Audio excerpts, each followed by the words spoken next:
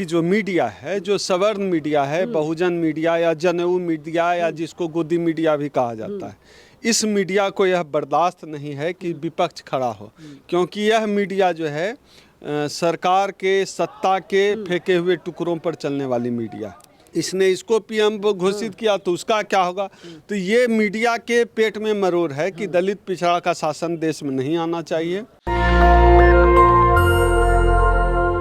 2024 आम चुनाव के लिए काउंटडाउन शुरू हो गया है। नरेंद्र मोदी ताल ठोक रहे हैं और नरेंद्र मोदी कह रहे हैं वे हैट्रिक लगाने जा रहे हैं, लेकिन वहीं मोदी के सामने इंडिया अलायंस है, उसमें जो तमाम नेता हैं वे लोग ताल ठोक रहे हैं। किसी भी कीमत पर वे लोग 2024 में नरेंद्र मोदी को नहीं आने देंगे। मेरे साथ डॉक्टर ओम शुदा है। सर, आपको क्या लगता है कौन आ रहा है 24 में? 2024 में हम तो उम्मीद कर रहे हैं कि जनता का शासन हो। जनता का राज 9 साल से ख़त्म हो गया है, तो जनता का राज आए। और आज की तारीख में जनता का प्रतिनिधित्व जो है इंडिया गठबंधन कर रही है कि इंडिया गठबंधन में देश के तमाम क्षेत्रीय छोटे बड़े राजनीतिक दल हैं, तमाम तरह के दलित पिछड़े बहुजन नेताओं को स्पेस मिला है। दलित पिछड़े बहुजनों के एजेंडे इंडिया गठबंधन में हैं, तो मुझे लगता है कि इंडिया गठबंधन को ही 2024 में आना चाहिए। अरे कैसे इंडिया गठबंधन? टीवी वाले चला रहे हैं कि जेडीयू में टूट होने जा रही है। अब देखिए, जाहिर सी बात है कि इस देश की जो मीडिया है, जो सवर्ण मीडिया है, बहुजन मीडिया या जनेऊ मीडिया या जिसको गोदी मीडिया भी कहा जाता है, इस मीडिया को यह बर्दाश्त नहीं है कि विपक्ष खड़ा हो, क्योंकि यह मीडिया जो है सरकार के सत्ता के फेंके हुए टुकड़ों पर चलने वाली मीडिया है। किसी को Z+ सिक्योरिटी चाहिए, किसी को अपने चैनल के लिए ऐड चाहिए, किसी को प्रधानमंत्री के साथ सेल्फी खिंचवाना है, इस तरह जो है सत्ता के करीब रहना है। तो ऐसा जो यह जो मीडिया है जिसको बर्दाश्त नहीं है कि दलित पिछड़ा का शासन आए देश में, तो वह मीडिया उस मीडिया के पेट में मरोड़ है। इसलिए इंडिया गठबंधन से दिक्कत है। और ये इतने घटिया स्तर पे, इतने नीचे स्तर पे देश का जो मनु मीडिया उतर गया है, इनको तो इंडिया नाम से दिक्कत होने लगी। आप सोचिए किस हद तक ये लोग देशद्रोही हैं। हिंदी बोल रहे हैं ये लोग। इंडिया गठबंधन, इंडिया नाम लेने में इनको शर्म आती है और ये लोग खुद को जो है देशभक्त भी बताते हैं। ये लोग असल में, ये जो भारत की मीडिया है, इन चैनल वालों को अगर जनता का सही मायने में देश में शासन आ गया, उल्टा लटका देना चाहिए इन चैनल के एंकरों, संपादकों और मालिकों को। ये लोग देश के खिलाफ काम कर रहे हैं। इनको इंडिया नाम लेने में जिसको शर्म आए तो वो तो देशद्रोही है, वो तो गद्दार है। उनको कैसे बर्दाश्त होगा? उनको सत्ता का जो है पैर चाटना है, तलवा चाटना है, पता नहीं क्या क्या चाटते होंगे ये लोग। तो उनको लगता है कि अगर इंडिया गठबंधन मजबूत हो जाएगी तो इनके मालिक जिनके फेंके हुए टुकड़े पर ये Z+ सिक्योरिटी लेते हैं और अपना चैनल चला रहे हैं, अपनी दाल रोटी चला रहे हैं अपना ज़मीर बेच के, वो कमज़ोर हो जाएगा। वो सत्ता में चली गई तो तमाम जितने जो है मनु मीडिया के लोग हैं, इन सबको जो है जाना होगा जेल, चूँकि तमाम तरह से जो है गलत तरीके से इन्होंने संपत्ति अर्जित की है, तो इनके ऊपर होगी कार्रवाई, इनको जाना होगा जेल। इसलिए ये इंडिया गठबंधन को कमज़ोर कर रहे हैं। कभी ये सपा बसपा में भिड़ाएंगे अपने चैनल में, तो मुर्गा जो लड़ाएंगे। कभी कहेंगे नीतीश से जो है ललन भाग गया, कभी कहेंगे नीतीश भाग गया, कभी कहेंगे इसने इसको पीएम घोषित किया तो उसका क्या होगा। तो ये मीडिया के पेट में मरोड़ है कि दलित पिछड़ा का शासन देश में नहीं आना चाहिए, विपक्ष कमजोर हो जाए, उनके मालिक का ही सब कुछ चले। पीएम शब्द का आपने जिक्र किया तो तमाम लोग कह रहे हैं कि बहन जी को कैंडिडेट बना दिया जाए। अगर इंडिया कैंडिडेट बनाता है तो मोदी को हराना बहुत आसान हो जाएगा। अब क्या है कि दिल बहलाने के लिए गालिब ख्याल अच्छा है।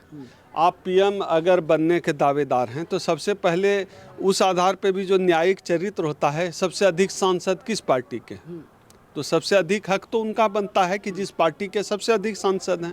तो अगर मायावती जी के पार्टी के सबसे अधिक सांसद होते हैं तो उनको बनाना चाहिए, या यही शर्त रख देनी चाहिए कि जिस पार्टी का सबसे अधिक सांसद जीत के आएगा उसी पार्टी का प्रधानमंत्री होगा, चाहे वो आम आदमी पार्टी हो, बहुजन समाज।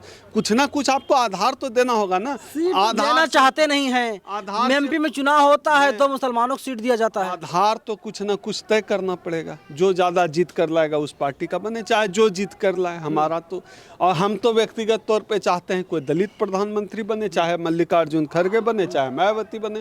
मेरी तो दिली इच्छा है कि इस देश का पहला दलित प्रधानमंत्री अगले चुनाव में मिले, लेकिन यह मीडिया को यह बर्दाश्त नहीं है। और आपने बात की सीट शेयरिंग की कि सीट नहीं मिलता, बिल्कुल ये तो है, राजनीतिक दलों में इस तरह तो होता ही है। अभी भी हम लोगों को जितना भागीदारी मिलना चाहिए वो नहीं मिल पा रहा है, इसीलिए तो जाति जनगणना है। अब कम से कम बिहार में जाति जनगणना हो गया, प्रकाशन हो गया। यह तो है कि बिहार में तमाम जातियों का ख्याल रखा जाना चाहिए। विपक्ष की जो सबसे बड़ी पार्टी, आप देखिए कि आप जो बात कर रहे हैं मैं उसी को आगे बढ़ा रहा हूँ। विपक्ष की सबसे बड़ी पार्टी है कांग्रेस। बिहार में कांग्रेस का अध्यक्ष कौन है? भूमिहार जात का। उत्तर प्रदेश में बिहार कांग्रेस का अध्यक्ष कौन है? भूमिहार जात का। इनका वोट परसेंटेज क्या है? बिहार में जो भूमिहार है उसका वोट परसेंटेज 2 पॉइंट समथिंग है। हमारी एक जाति है वहाँ मुसहर, उससे भी कम है भूमिहार। उसको आप प्रदेश अध्यक्ष बनाए हैं और चाहते हैं कि जो है दलित पिछड़ा जो है आपको वोट दे दे। कह देगा, बीजेपी ने पिछड़े को बनाया है प्रदेश अध्यक्ष। तो जाति का वोट लेने के लिए आपको जाति का नेता भी देना होगा। मुझे लगता है कि राहुल गांधी जी को और कांग्रेस पार्टी को इस पर ठीक से विचार करना चाहिए कि दलित पिछड़ों को आप संगठन में भागीदारी नहीं देंगे, सत्ता में भागीदारी नहीं देंगे, तो फिर आपको वो वोट क्यों देगा? क्या राहुल ही कांग्रेस है? आपके पार्टी के अंदर जितने दलित पिछड़े नेता हैं, अगर आप उनको समुचित सम्मान नहीं देंगे, आप सोचेंगे ऐसे ही रह जाए। अब क्या है कि बहुत नेता जो दलित नेता जो कांग्रेस पार्टी में हैं वो अपने आत्मसम्मान के लिए हैं, पार्टी के साथ हैं, लेकिन वो उनका सदुपयोग पार्टी नहीं कर पा रही है, दलित पिछड़े नेताओं को आगे नहीं बढ़ाती है। तो विपक्ष गठबंधन को चाहिए, राहुल गांधी जी को चाहिए इस बात को गंभीरता से लें। दलित पिछड़ा आपको वोट दे, इसके लिए आपको कारण पैदा करना। अभी भी समय है, संगठन में भागीदारी दीजिए, हिस्सेदारी दीजिए, राज्यों का प्रभार दीजिए, जहां जिस जाति की भागीदारी वहां दीजिए। सोचेंगे ब्राह्मण भूमिहार, जिस भूमिहार को आपने उत्तर प्रदेश और बिहार में अध्यक्ष बनाया है, वो अपने परिवार का वोट भी कांग्रेस को दिला दे तो हम कहें उसको राष्ट्रीय अध्यक्ष बनाए। वो एक भूमिहार वोट नहीं दिला सकता यूपी बिहार में, उसको प्रदेश अध्यक्ष बनाए हुए हैं। क्या आधार है? ब्राह्मण है, भूमिहार है, इसीलिए। तो विपक्षी पार्टियों को भी इस पर गहराई से सोचना चाहिए, और ख़ासतौर पे बिहार में जिसकी जितनी आबादी है उसके हिसाब से पार्टी संगठन में भागीदारी देना पड़ेगा, नहीं तो दलित पिछड़ा आपसे दूर हो जाएगा। अब तक दलित मुसलमान ही वोट देता आया है कांग्रेस को, ये भी दूर हो जाएगा अगर भागीदारी नहीं दी। पसमानदा मुसलमानों को देखिए, इसी विपक्ष में कांग्रेस में पसमानदा मुसलमानों को स्पेस नहीं है, स्पेस देना चाहिए पसमानदा मुसलमानों को भी।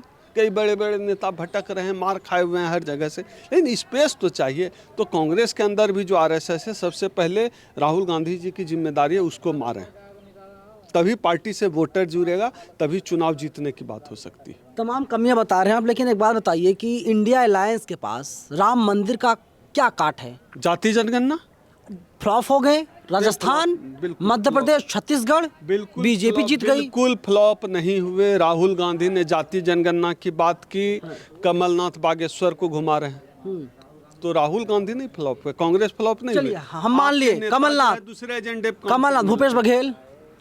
आप जाकर देखिए ना, भूपेश बघेल जी ने किस आधार पे जाति ने कितनी बार बात की, क्या राजनीति का उसको केंद्र बना? आप बिहार की राजनीति देखिएगा जो जाति जनगणना पे हो रही है, रोजगार पे हो रही है, राजस्थान नौकरी पे 500 सिलेंडर। आप देखिए 500 सिलेंडर मैं नहीं देखता, मैं जाति जनगणना की बात कर रहा हूँ। जाति जनगणना पर किस राजनीतिक दल ने चुनाव लड़ा? तीनों। अशोक गहलोत ने कहा था जब चुनाव आयोग ने ऐलान किया चुनाव होगा, उसके 48 घंटे पहले अशोक गहलोत ने कहा कि अगर कांग्रेस सरकार राजस्थान बनती है तो हम लोग जातिगत जनगणना करवाएंगे। कांग्रेस पार्टी हार गई। इस मुद्दे पर आप कब तक टिके रहे? बस एक बोल दिए पीसी हो गया, क्योंकि राहुल गांधी जी ने कहा। इस मुद्दे पर आप जनता के बीच थे क्या? नहीं थे, पार्टी नहीं थी।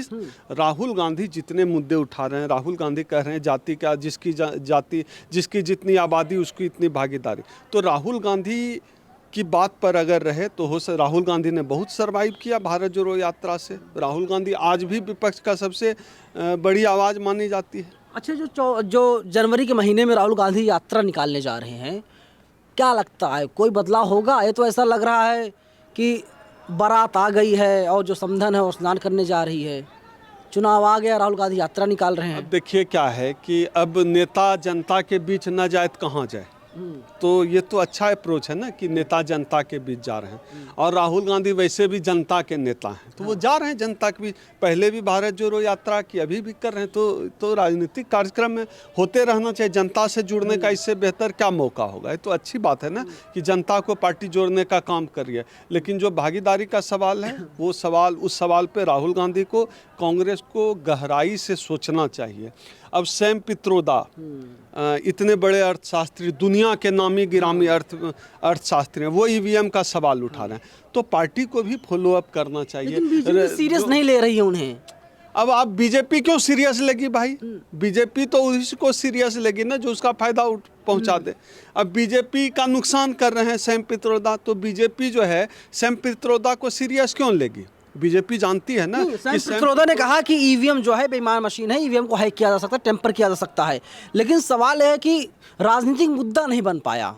राजनीतिक मुद्दा बनाना पड़ेगा। अब सैम पित्रोदा दुनिया के सबसे बड़े अर्थशास्त्री में से एक हैं, साइंटिस्ट में से एक हैं। उन्होंने एजेंडा दिया, तो अब एजेंडा को लेकर सैम पित्रोदा नहीं चलेंगे ना। इतने ग्रेट पर्सनालिटी ने एक आइडिया दिया है, आइडियोलॉजी दी है, वो ही कहते हैं उनका आइडिया है जाति के आधार पर जो है भागीदारी हो। वो कह रहे हैं लगातार, सैम पित्रोदा लिख रहे हैं, इस पर बात कर रहे हैं। तो मुझे लगता है कि सैम पित्रोदा का जो आइडिया है, जो राहुल गांधी का आइडिया है, वह आइडिया अगर विपक्ष का आइडिया होता है तभी जो है देश में कांग्रेस सरवाइव करेगी, विपक्ष सरवाइव करेगा। सैम पित्रोदा को मानना पड़ेगा, राहुल गांधी को मानना पड़ेगा। चलिए, जो तमाम मुद्दे हैं बहुत दिनों से जुड़े हुए मुद्दे हैं, अगर उन पर कांग्रेस बातचीत करती है, सिर्फ बात नहीं बल्कि अगर अमल में भी लाती है, तभी कांग्रेस पार्टी का कुछ बेहतर हो सकता है। वरना 14 और 19 जैसे हालात कांग्रेस पार्टी के हो जाएंगे और नरेंद्र मोदी हैट्रिक लगा देंगे अगर कांग्रेस पार्टी अपने आप में सुधार नहीं करती है। और जो बहुजन समाज की तमाम पार्टियां हैं, जिसमें समाजवादी पार्टी है, जिसमें आरजेडी है, जेडीयू है, तमाम में जो पार्टियां, अगर इन लोगों को ठीक ठाक सीटें नहीं दी जाती, तो अगर ठीक ठाक सीटें दी जाती हैं तो हो सकता है कि नरेंद्र मोदी को 24 में इंडिया अलायंस रोकने में पूरी तरीके से सफल रहे।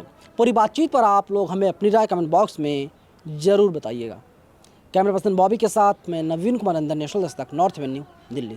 नेशनल दस्तक की आपसे गुजारिश है कि अगर इसको बचाना चाहते हैं तो नेशनल दस्तक को सब्सक्राइब करने के लिए रेड कलर के सब्सक्राइब बटन को दबाएं, फिर बेल आइकन की घंटी दबाएं। नेशनल दस्तक को बचाने के लिए बहुत जरूरी है कि हर खबर को शेयर करें, लाइक करें, कमेंट जरूर करें।